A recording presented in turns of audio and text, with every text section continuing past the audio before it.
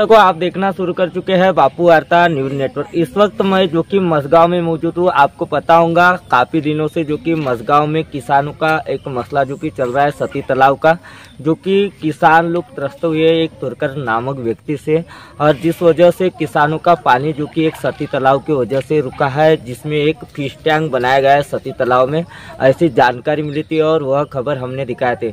वही खबर को देखते हुए जो कि मुर्गा अर्जुनी विधानसभा क्षेत्र के विधायक मनोहर चंद्रिका पूरे मसगांव में आए किसानों के साथ में।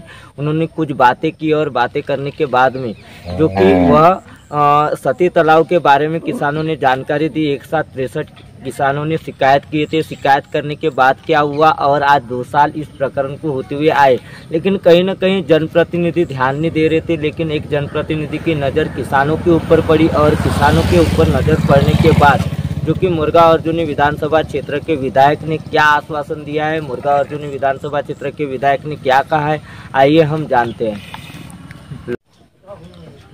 मसगावला प्रत्यक्ष मी आलेलो आहे आणि आल्यानंतर गावकरी शेतकरी मला भेटले। गावामध्ये काम करणारे तलाठी सुद्धा मला भेटले। त्यांच्याशी आम्ही सविस्तर चर्चा केली।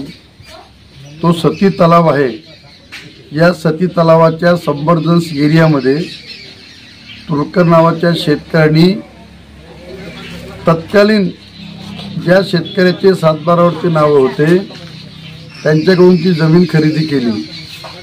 परंतु तलावाचा सबमर्जन्स एरिया किती हेक्टरचा आहे आणि पाणी किती हेक्टरपर्यंत पसरणार आहे याची आज माहिती मिळाली नाहीये।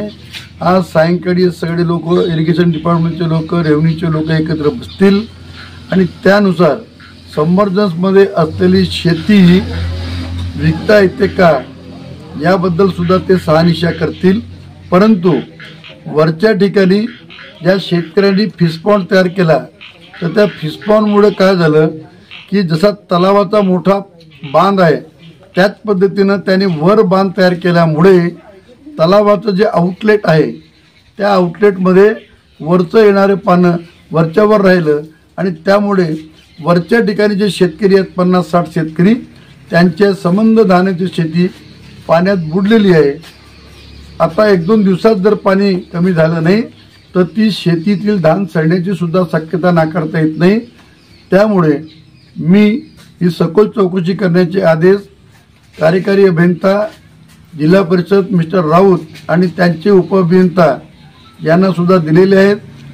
ते सुद्धा संध्याकाळपर्यंत इथं मसगावला येणार आहेत आणि उद्यापर्यंत हे सगळे प्रकरण कशी निकाली काढता येईल याबद्दल मी स्वतः या कामामध्ये लक्ष घालून त्या शेतकऱ्याचे प्रश्न सोडवणार आहे।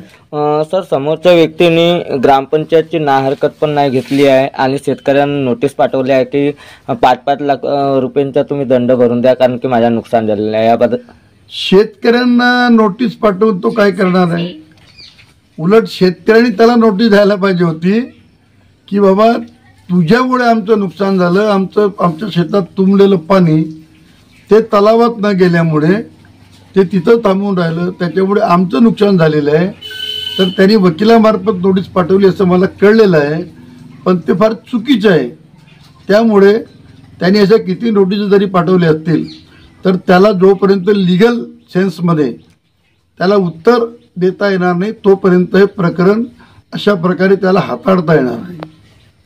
कि दर्शकों, आपने देखा मुर्गा अर्जुनी विधानसभा क्षेत्र के विधायक ने कहा है कि हम इस पर एक गंभीरता से चौकसी करेंगे और जो कि किसानों का पानी रुका हुआ है, क्यों रुका है, किस लिए रुका है, कौन है यह तुरकर व्यक्ति, उसके ऊपर भी कार्रवाई की जाएंगी। तलाठी, तहसीलदार तथा इरिगेशन डिपार्टमेंट, सभी डिपार्टमेंट को उन्होंने आदेश किया है कि किसानों की समस्या का हल निकलना चाहिए जल्द से जल्द। और जो कि एक वकील के जरिए उन्होंने नोटिस भेजा था किसानों को 5 लाख रुपए के दावे के लिए, जो कि अब किसान 5 लाख रुपए देंगे या नहीं देंगे ये भी बात उन्होंने बताई है।